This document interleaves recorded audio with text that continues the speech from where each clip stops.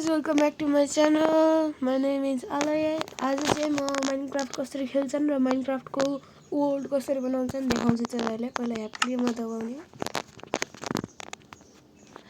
र नयाँ यो त मेरो पहिलेदेखि ओल्डहरु छ। नयाँ ओल्ड लिन्छ भने क्रिएट न्यू ओल्ड सर्भाइभलमा खेल्नु सर्भाइभल तपाईसित एडभान्स मतलब तपाईहरुले के मोड एडभान्समा हैन त्यसमा हो यो रिसोर्सेस प्याकमा जानु होला।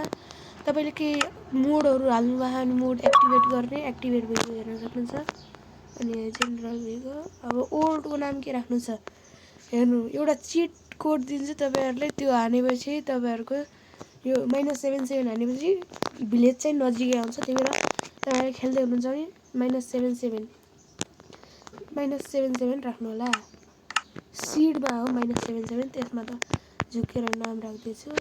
सीडमा -77 राख्नुभयो भने तपाईको नजिकै पहिलेदेखि भिलेज भेट्टिने छ। र हाम्रो म्याप यसरी बन्छ।